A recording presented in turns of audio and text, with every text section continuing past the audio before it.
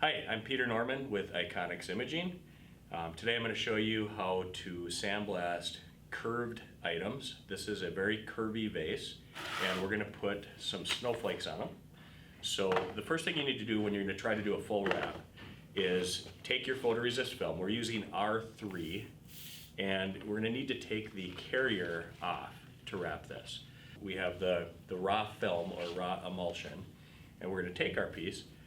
What's nice with the R series film is it's repositionable, conformable, so you can kind of figure out where you want the mask and then reposition it.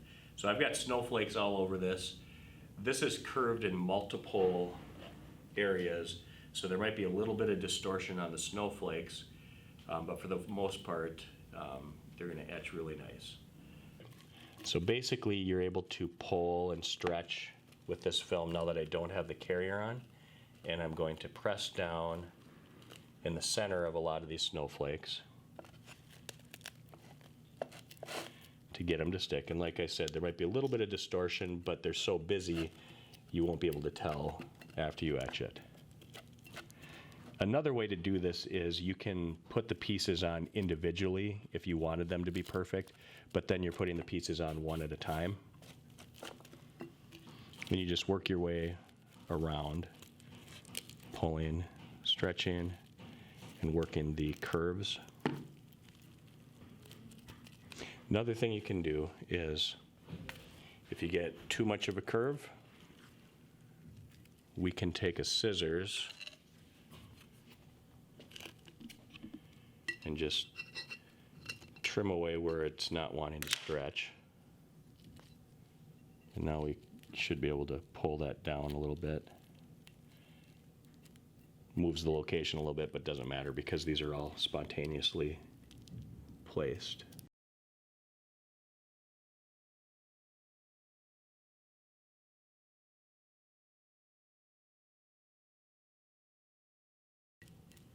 Something that helps too is taking your wire wheel, once you have it for the most part in place, letting some of the air escape in some of these areas where they're floating.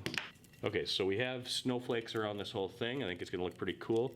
Couple open spots, so if you wanna have another sheet of snowflakes, you can just kind of figure out which ones you'd wanna put in there.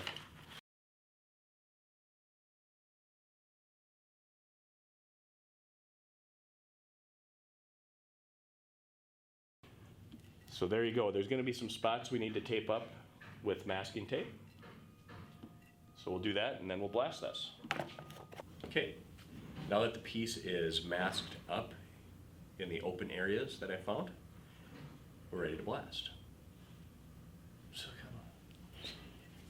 So when blasting the curved piece, what you want to do is sandblast the membrane first on each of the items, in this vase, the snowflakes.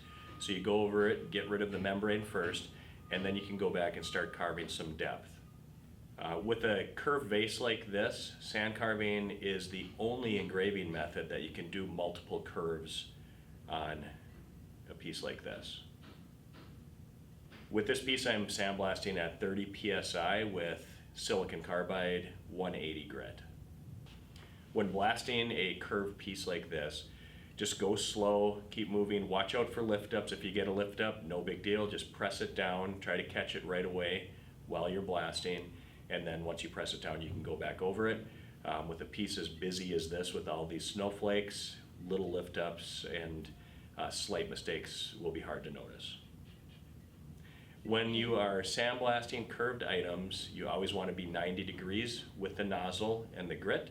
So always be cognizant of that. As you're blasting, you're going to need to be changing the angle of your piece with the nozzle and the grit so that you're always at 90 degrees. The film I used was R3. You could use R5. I used R3 because some of these snowflakes were pretty detailed. With any photoresist film, you can do curved pieces like this. Some photoresist films are easier than others. I prefer R3 because it's a lot more repositionable than other films. When you take that carrier off, you can put it down and pick it up and stretch it and so on. Very easy film to do that with. But there are other films, all of our other films that we make, you can do that. But again, R3 is probably one of the easiest. If you have any questions on doing curved pieces, feel free to contact IKONICS. Thank you.